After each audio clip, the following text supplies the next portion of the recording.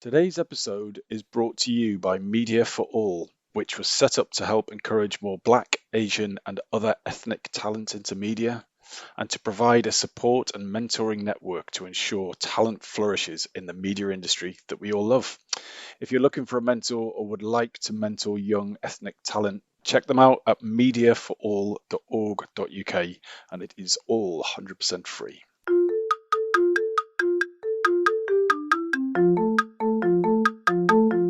Hello and welcome to the Shiny New Object podcast. My name is Tom Ollerton. I'm the founder of Automated Creative, and this is a podcast about the future of marketing. Every week or so, I have the pleasure and the privilege of interviewing one of our industry's leaders, and this week is absolutely no different.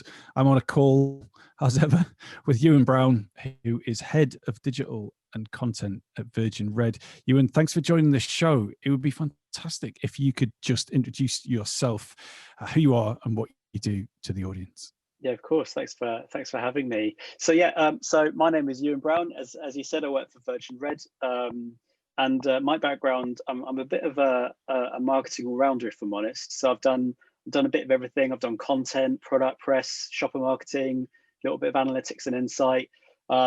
And I sort of got started in TV, really. So I knew I always wanted to get started in TV.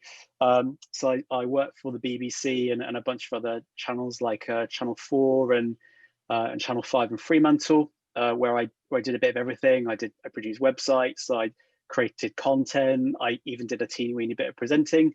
Before then moving on to Disney and Coca-Cola, so these like big global companies. That was really exciting. I did campaigns, products, and content there. And then more recently, I've done quite a lot of work with agencies and freelancing. So working on brands like Mars, Budweiser, HSBC, Lloyds Bank, Google, and non-profits like Comet Relief and the UN and a few others. And now I work for Virgin Red as the head of digital and content. And at Virgin Red, I oversee the digital channels for Virgin. So that's virgin.com and all the social channels and the email and Virgin Red itself. And for those who don't know about Virgin Red, we're a relatively new Virgin company. So we're part of the Virgin family. And it's sort of a startup within the Virgin Group, and it's all really about bringing all of the Virgin family of companies even closer together. So we're already quite a close-knit group, but this is about creating a rewards club to bring all the Virgin companies a bit close together. So the idea is you can be a Virgin customer for one company, and you can earn points and get rewards across the whole Virgin Group. That is literally the most varied career of any of our guests so far. It's fantastic. I'm very jealous of that. And tell me about presenting. Tell me, what was that on a TV show or radio? So I'm making it sound bigger than it really is, and I apologize for that. So when I say presenting, I did the tiniest little bit of presenting at CBBC. I did so that we had at CBBC, we had the red button. So I worked for the CBBC website for a time, which was brilliant, actually. I'd say if you are starting out, the BBC is a wonderful place to start out because they really invest in their teams. I had the opportunity to do everything, including a teeny weeny little bit of presenting. So I did a tiny little bit on the red button. They had a service called CBBC Extra and a teeny little bit on that. And we also had what did we call it? I think we called it Star Chat. We had basically like a little web chats that we would do with celebrities and things like that. So when they'd come in and do a Blue Peter show or something like that, we'd get them in and we'd interview them. And my claim to fame is interviewing Basil Brush and being told off. So that's so when I said I did presenting, I got to meet Basil Brush, and he told me off because I told a joke and did the boom boom. And under no uncertain words was I told not to do that ever again. That was his job. So I got told off by Basil. So if you were going to advise someone to get into the industry who was a student, and assuming they're doing all the sensible stuff like getting good grades and networking and working really hard and so on, what advice would you give to them? Would you say follow in your footsteps and do a little bit of everything, or would you advise them to I would say down? I would say do exactly what I did. No. Look, first of all, I've been doing this for a little while, so when I started out was heading towards 20 years ago, and things have changed quite a lot since then. when I started out, I really wanted to get into TV, and I didn't know exactly what I wanted to do. All I knew was it was really hard to get into TV, but I was gonna try. I heard that you just needed to know somebody, and they'd get you in the back door. And but I think, you know, depending on what you want to do, if you think you've got a sense of the kind of area that you want to be, well, first of all, I'd say be a bit flexible, because I was committed to being in TV, and I, don't get me wrong, I did get to be in TV, but I thought I was going to be making TV shows, and in the end, I was making digital products and websites and things like that, and that I found that really rewarding. It was something that I already had a passion for. Like when I was at university, I used to make my own little websites and things like that, and at the time, I didn't never thought it was as a career. I just did it because I was really curious and interested, and I remember people telling me you should do that as a job, and I was like, no, I want to get into TV. So I'd say the first thing is be a bit flexible, because in the end, what I did TV, and I did the bit that I was actually good at, and that was my niche. And I got in at a really good time as well, where it was all kind of gearing up, and you really did have to get your hands stuck in. So that's part of the reason why I've got had a bit of variety in what I've done. But I'd say if you want to get into part of industry, like, do your research. So for me, I knew it was going to be hard, but I'd done temping when I was at uni. I used to do in the breaks, I used to do temping, and I found a temp agency that would specialize in broadcasting and media. And through that I remember doing the interview, and the very first thing they said was, don't expect you're going to work for the BBC or anything like that. That's not the kind of thing that happens. And literally the next day, there was a phone call saying, like, there's a job at the BBC. We want you there straight away. So I just got very lucky, and I did a job that was not my dream job at the BBC. It was data entry. But through that, I was able to find out about opportunities there. So I'd say take any opportunity you can get. Do your research. So at the time, I was reading the Media Guardian every week, and I was trying to look for jobs through that. But you know, there's other schemes you can do. So at the time, I applied for something called TV for Young People, which was almost like a fast track program. They do it once a year at the Edinburgh Fringe, and I was very lucky enough to get onto that. And I'm sure there are schemes like that as well. So do a bit of research on things like that. I also made a wish list. And I recommend anyone sort of makes a wish list of brands that you'd love to be part of, or you'd love to work for or with. And I think that's really important, because when you write that list down, you can start seeing patterns, and you can start thinking about, well, what do those brands, what are they looking for? Like what kind of personalities do you think they're looking for? What kind of skills are you looking for, and how can you demonstrate that? So if you are going to be applying for those jobs, like, is there something on your CV where, even if you don't have experience, can you say that you've, in your spare time, like, either done some volunteering, or if you want to be a writer, so if you want to be a copywriter, can you create a blog and do some copywriting on your blog? And you're demonstrating something that most people won't have done. And that kind of links into the next step, which is about starting to think about building your LinkedIn profile. So a lot of people I know starting out don't think to do that, because they maybe don't have lots of experience. But take that list of brands that you love, go on LinkedIn, start following entrepreneurs and people who inspire you, start following the companies that you are interested in. They will quite often post jobs, but they'll also post tips and things like that, and it will help you think about those skills that you're looking for. Don't be afraid to post and build your profile out. So if you see an interesting link that really inspires you in the field that you're interested in, post it. That is going to help you appear on the feed, and more people are going to discover you and remember you. And then I'd say I'd also work on building a portfolio. So even if you feel like you don't have lots of experience, there's nothing, you can still build a portfolio. So if you want to be a designer, or if you want to be a, let's say you do want to be a head of digital, like, can you start building your own little websites? Can you start responding to a fictional brief? So if you want to work for Coke, can you maybe do a Google Slides deck where, like, this is how you would create a campaign for Coke?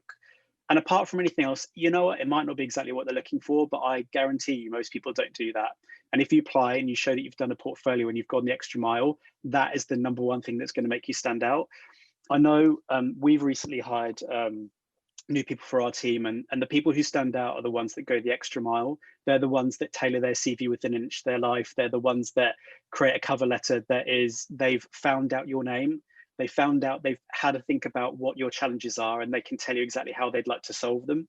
So I'd say go try as much as you can to go the extra mile and demonstrate, not just say what you can do, what you want to do, but think about what the companies that you're trying to plan for and apply for, think about what they're looking for and try and tailor your approach to them. And then the last thing I do is if there's somebody you want to talk to and you can find them on LinkedIn, just get in touch and just say, can I have 15 minutes chat and have a coffee or something like that? And you'd be surprised at the number of people who will say yes. So if you're applying for a job, the last person who applied for a job and actually got it, he wrote to me directly on LinkedIn. He'd already applied, but he wrote to me directly on LinkedIn. Now, I didn't respond to him because I was trying to be fair, but I did remember him.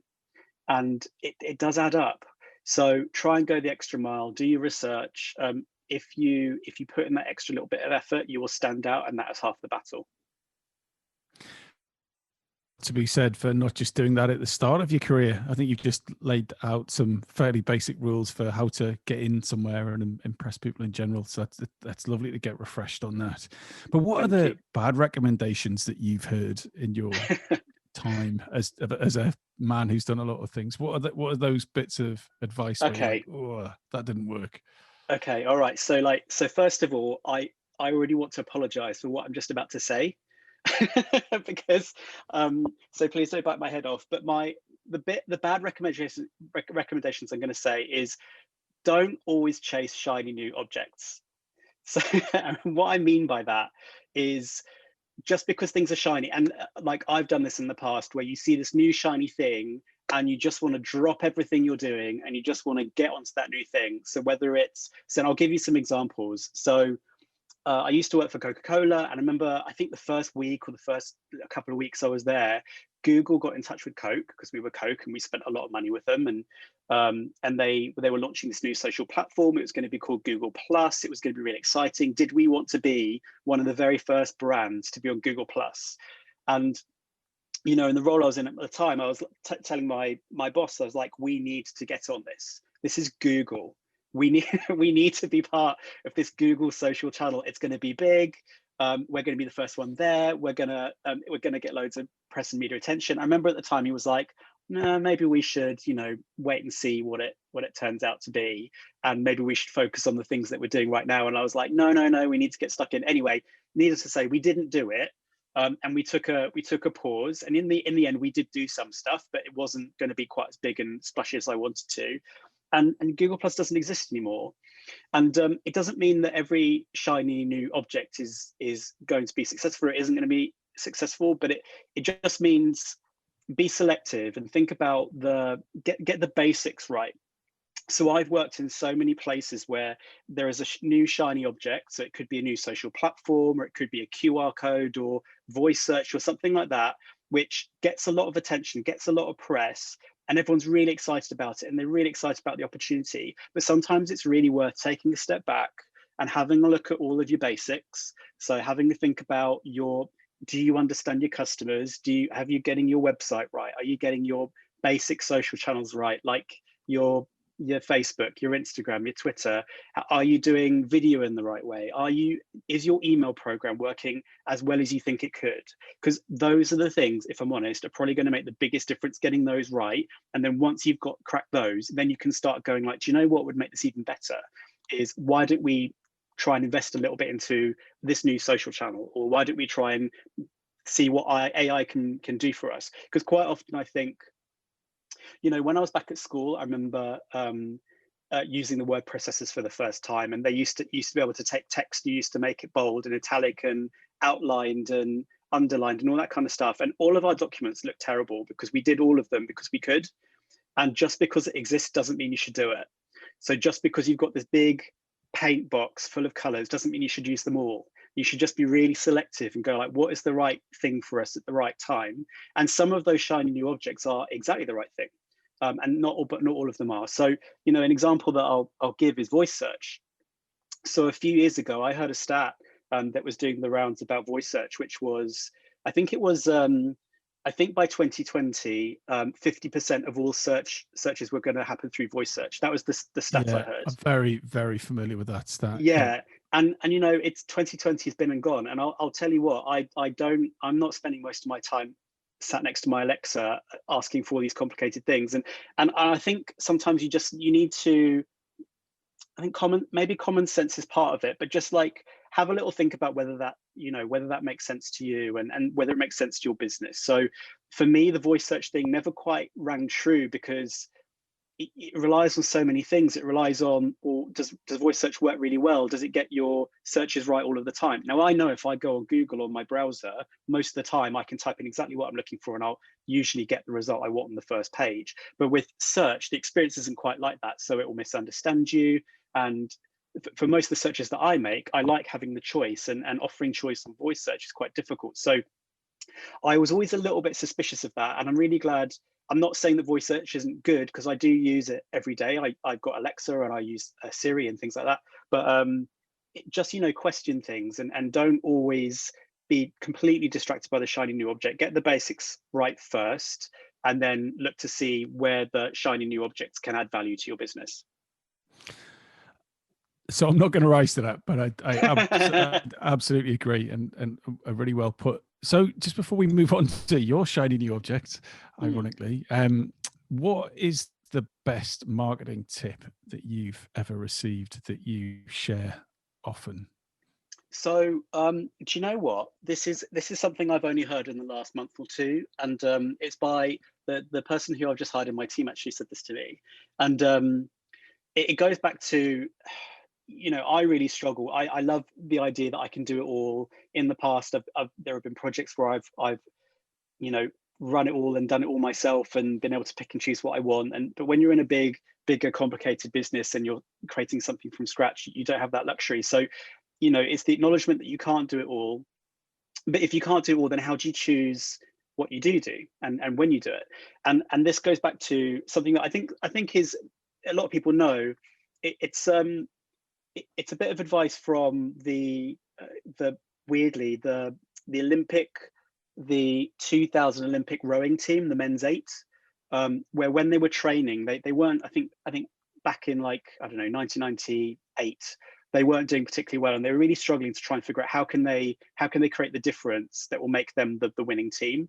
And they broke it down to one key objective, really, which was we need the boat to go fast. We need it to go faster than all of the other boats. So they would, for every single thing that they did, they would always say, will it make the boat go faster? And that's the thing. So that's the thing, is, will it make the boat go faster?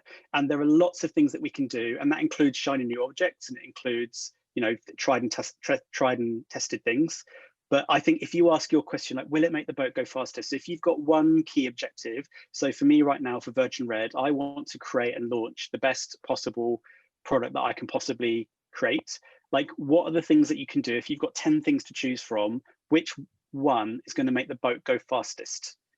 And that's where you start. And there are going to be other things that are going to be great, and you can do those later, but you have to focus on those things that are going to make the biggest difference. And for me, that drives me crazy, because sometimes there'll be a really exciting opportunity that comes up, this low-hanging fruit that is right in front of you. It's looking really juicy, and you really want to take it, and you want to add that to your to-do list.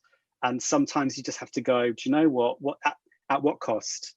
Because you might take off your eye off the ball of the thing that's really going to make the biggest difference, or you might end up working late, or you might get stressed. And I've recently realized that sometimes the best way to do things is just to prioritize the things that are going to make the boat go faster, and make a list and make sure you get to those things at a later point, and just keep prioritizing.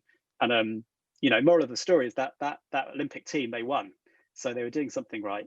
But they challenged everything. They were challenging, I think, well, if I eat this biscuit, will this biscuit make me go faster? If we do you know what I mean? So challenge everything. And that could include, am I in too many meetings? If I'm in 12 meetings today, is that going to make the boat go faster? No, because I'm going to be spending too much time in meetings and not doing some of the work. So sometimes you need to think like that. And I'm trying to be a bit more disciplined in that. And that's been really helpful for me.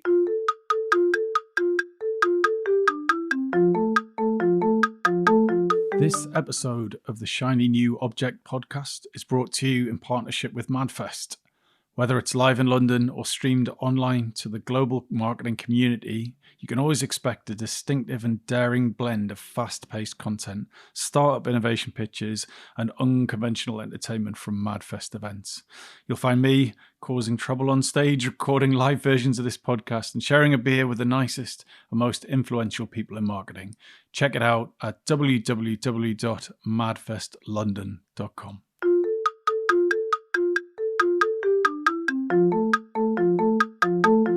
So we're at the halfway stage now. So we are going to talk about your shiny new object, which is, as we discussed earlier, operating or working or doing marketing with a startup mindset. Now, I'm pretty clear on what that means, but can you explain that to the audience who might be less familiar with how a marketing organization runs with a startup mindset?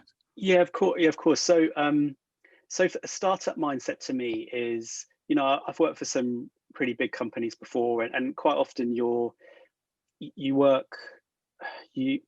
sometimes you work in a way that's been the same for years, and it's very hard to change things, and it's really hard to try new things. And a startup mindset is to try and think, well, if you were a startup and if you were this nimble organization, how could you try new things quickly, maybe at a small scale, learn very, very quickly, and then try and optimize and boost and scale the things that are really going to make a big difference. So a startup mindset is, for me, all about testing, learning, optimizing, innovating, trying to be as efficient as you can, challenging your assumptions, what works.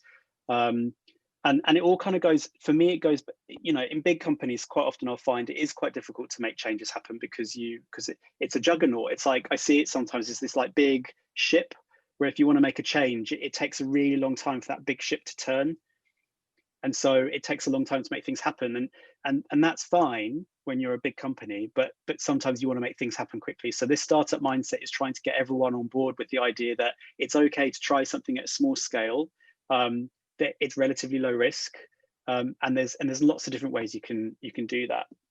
And what we've seen in recent times, with COVID, it's really, really important that businesses now are as adaptable and as flexible as they can be, and like really thinking about what the customer wants, how they can pivot sometimes to make sure that they're delivering. And we're seeing that COVID is speeding up either the success or demise of some companies because they've been listening to customers all the time and trying new things. Amazon is a brilliant example where they've for a long time, they're constantly looking at their customers and trying to change, but they're one of the biggest companies in the world, right?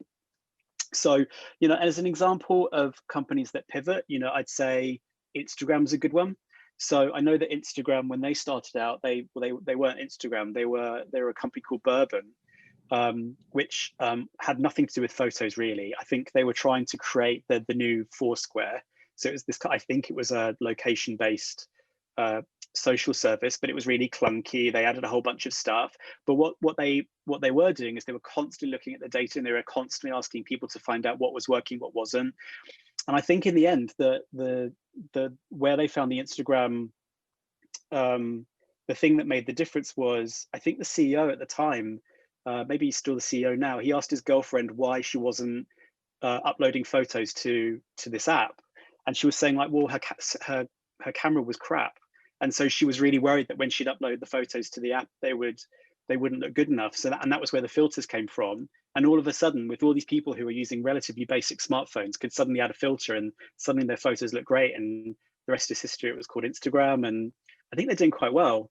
So, the point is? So I'm going to push you on that a little bit because like the two things there is that you're talking about Amazon and Instagram, and those are, I mean, I think there's a bit of startup history. So actually, there's three things, right? The first thing is, for every Instagram, there's a million, maybe 2, maybe 10, maybe 1 billion startups that fail, right? So a startup mindset is probably a failure mindset. Ironically, most startups fail, like 99.9% of them. And so that startup mindset of being lean, being quick, and trying and failing actually doesn't work. Really, on paper, if you round up ever so slightly, it always fails.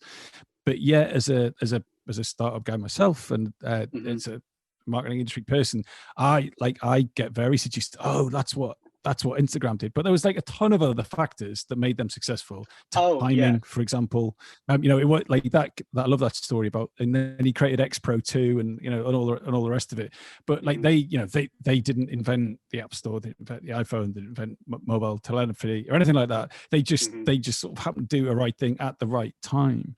Yeah. So, but also, so that's my first provocation. My second one is that both Instagram and Amazon are inherently data businesses. So, like they can't produce anything without getting data back from it. Whereas if I am, for example, Dove, I make, moisturizer, like there isn't, there isn't necessarily, there may well be a .com where you can buy moisturizer directly, but you're fundamentally dependent on shelf space and a retailer. So how does a marketer who's listening to this podcast, who isn't working for a data-centric business like that has a .com, or for every rectangle it produces, it also produces a slew of data, how can a business like that, who maybe an FMCG company, for example, use a startup mindset, bearing in mind that actually most startups fail? Yeah, so you're right. I think it's something like, I want to say 80% of startups fail. And I think part 80. Right, sorry. it's something like that. So it is a high proportion. But I think that the Instagram story for me is about saying, well, do you know what? If they'd stuck with bourbon, if they'd stuck with the location thing, it probably would have failed. And if you listen to the CEO, I think he's the first to admit that a part of it was luck. So yes, they listened to their customers and they were using data, but yes, luck had a big part to do with it, and it will with some startups as well. There are some startups that will have gone into 2020 bright-eyed and bushy-tailed, and COVID had other plans. So do you know what? There is always going to be some things that you can't control. I think where it comes to, I think you're absolutely right when we talk about data. I think data is, especially in the age where we know that with the new sort of cookie rules and things like that coming up, that owning your own data is going to become more and more important as time goes on. So I'd say to those companies that feel like they can't store data, I'd sort of question that and see, like, so I know you're talking about an FMCG brand like Dove, but I used to work for a shopper marketing agency, and we spent quite a lot of time trying to get customer data in, and you can do that through social. So you can get people to try and follow you on social, and you can target audiences. You can take people who may be cold and try and target them through that. And yes, that's sort of second party data sometimes, but it's still better than nothing. Or you can do, say, an on-pack promotion. So where you would maybe do something on the pack, and you register for something. If you take something like Nike, for example, they're creating a really wonderful program where I don't even think you need to be a Nike customer. You can just sign up and you can get like free workouts and inspiration and things like that. It's very on brand, but actually at the end of the day, you're giving them your data. So I'd say there is always going to be a way.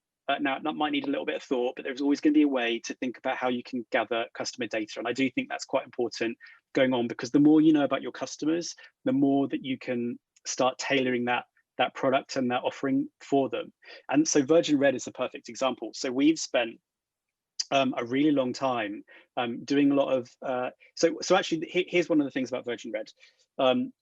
As Virgin Group, as a company, we're really close, but we actually do operate as separate companies sometimes. So one of the things about Virgin Red that's really exciting is, how do we bring all of those Virgin companies even closer together? And one of those ways that we're going to do that is through data.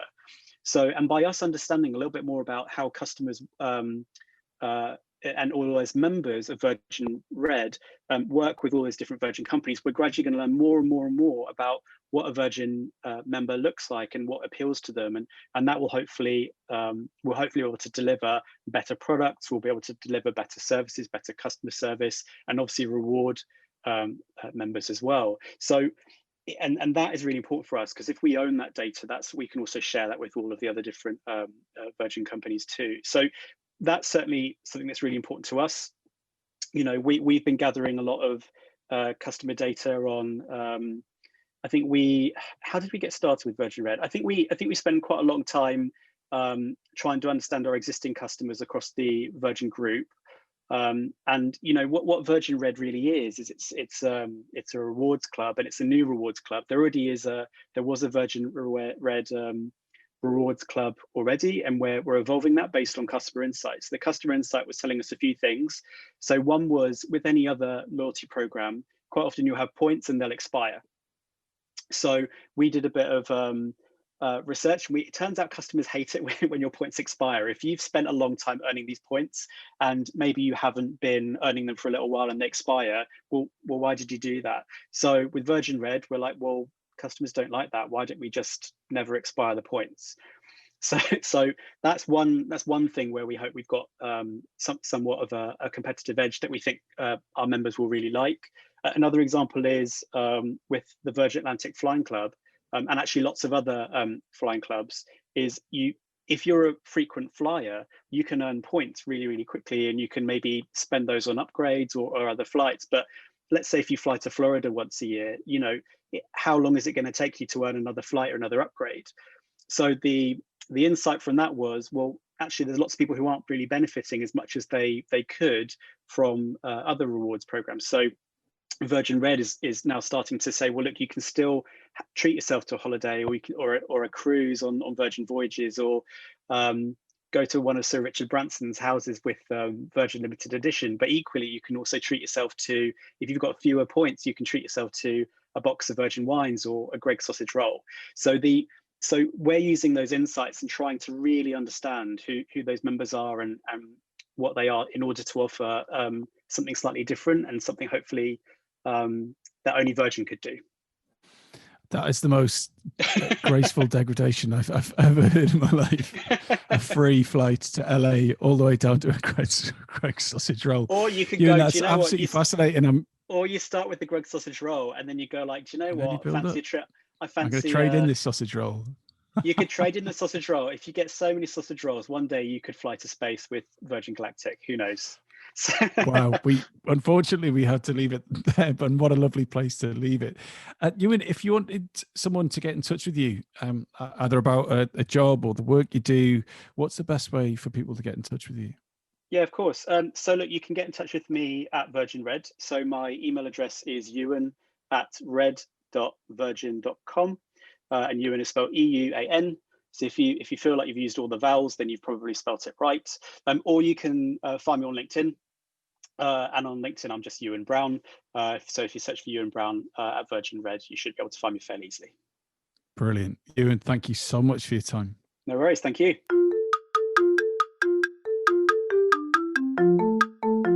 Hi. Just before you go, I'd really appreciate it if you could take the time to write a review of the Shiny New Object podcast on Apple Podcasts or iTunes, whatever it's called these days, or whichever podcast provider you use. We're an indie podcast, so it would go a long way for us if you could just share the word and give us a bit of a support on those channels. That'd just be fantastic. If you haven't got time, that's also cool. And yeah, if you could tell your colleagues about the podcast, and also, if possible, don't forget to subscribe. And I'd love to hear your feedback. If you'd like to speak on the podcast or be a guest, or you think I'm asking the wrong questions, anything, I'd be super interested to hear what you think. So please email me at tom@automatedcreative.net. That's TOM at, I'm not going to bother spelling it. Anyway, you'll work it out. Thanks so much.